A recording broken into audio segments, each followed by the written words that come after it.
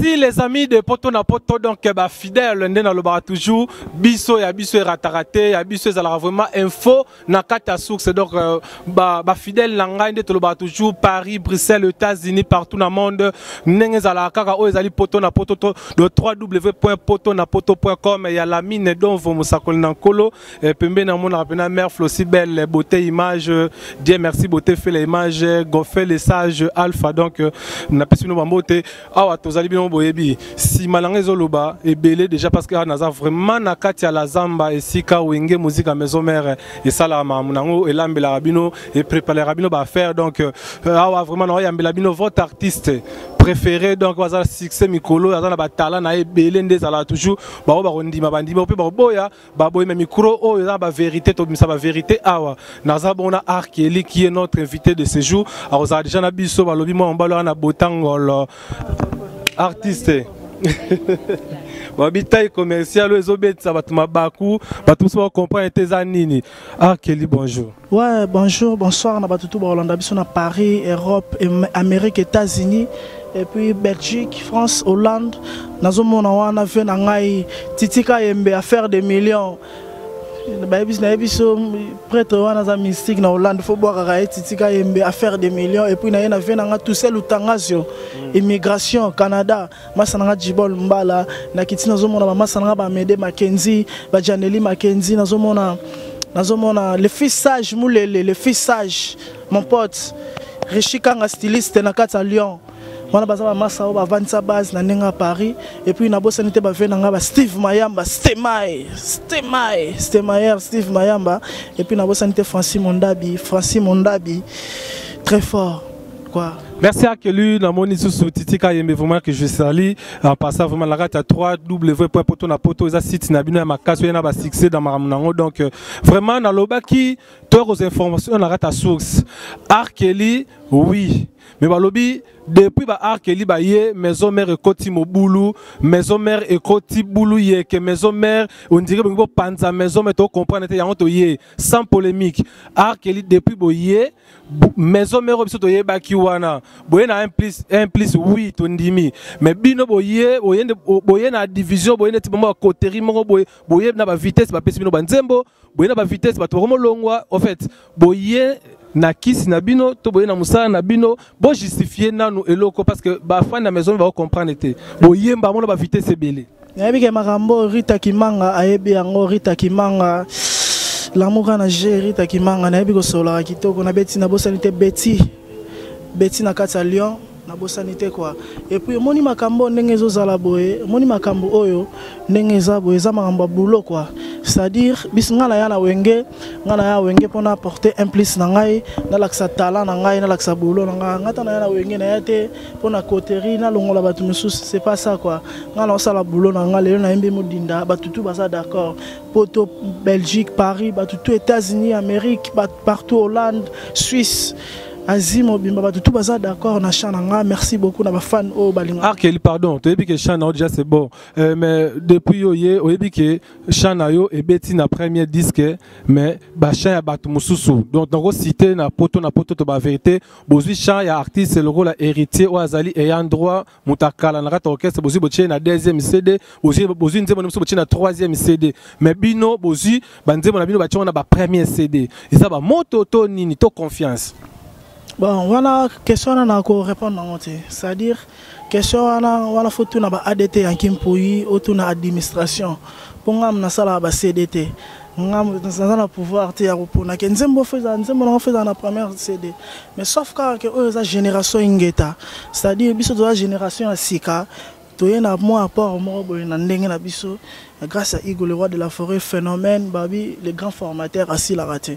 On comprend ça bato ba souffrir na génération eza génération ingete eza génération moyenne na maram nango po to mona ba maya sika ba yaki to mona ki ba ibani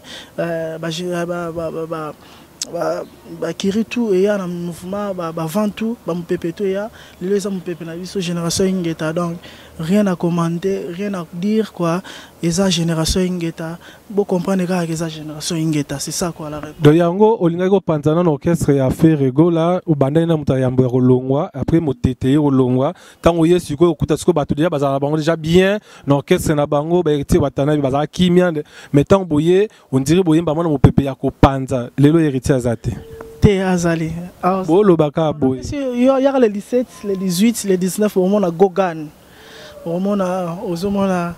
moment yemoro 3 fois amibenga 3 fois na abenga 3 fois na chambre à Chicago aza mystique aozala na ndule boya bana poto bosomba ba billet boya na ndule wana boya ozala dega bo mona confirmé bana poto nazo bengisa est-ce que héritier Watanabe aza na kata orchestre bel et bien dans le mouvement mais il paraît celle ba vidéo à lobby kaza sous orchestre te onga na yebi ezaki aza na mouvement botika na bino moni eza ba rumeur kaka eza pe parmi actualité quoi na bi ka musu ba beli déjà wata longo ndeni mais rien n'empêche rien à dire héritier Watanabe aza na mouvement aroya retourner bika kenda pe osala promotion na ndenge ba musu na ndenge ba États-Unis ba kita na ndenge ndule pondule wana eza tobeta 3 jours wana eza ndule mo tobeta le 17 le 18 le 19 na Grand Hotel eza ndule mo bo ezara ba congolais na kati rozala bangolais na kati rozala na ba français na ba parisien ba belge ba rozala ndule wana ba tutu ya libanda fo bazala ndule na tozara biso mo ba congolais et pourquoi bochango 3 jours ya kendaki na nenga opanza po batu baya na nenga système yo ebikaka Gogan et puis to chango 3 jours parce que to beti 27 chansons to koyemba 27 chansons na imi morote c'est-à-dire to répartir en gros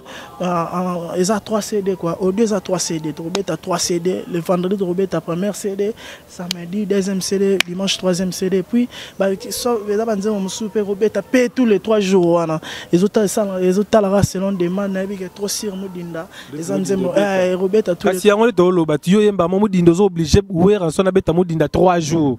On est au orchestre. Orchestre fanatique. So fanatique va bimu dinda so yebisanga. Vincent no lobani. Mais oui, raza fanatique té.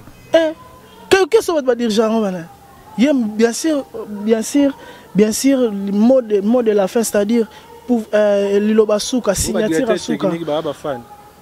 Boso ba fan ba bimu dinda bino bo proposer mon nzembo so ba bi maman bakete. Mais pourquoi so baka mudinda ba nzembo peze belé? Senga pe ba nzembo ba ya sanane. Toyo kana mudinda kasi.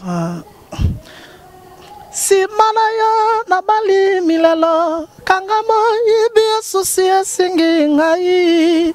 na soluka mwana se défendre na soko katenga maya ko sauver ngai na sobanga babelelanga moyibi na sama kinoyo pachanga sho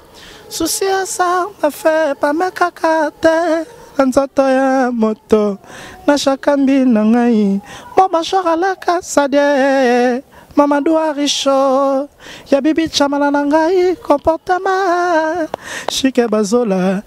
Merci Mbokanie Cheto Sigalo mon vieux Nana remplacé O como salanga kanai Po uti fremana wenze O misombeli kaka fumbo Bosa niko sombela nga mikila E pourtant boto salaki Fokendo sala wenze O salaki otunanga Papa na banana lambela yoni nyango Ngana ninga kamingi misunyo Como sombela nga makenena Atan saleleki makasi Na como riske na liata Charma Na como risque na liata mbinzo chéri Général tumba papa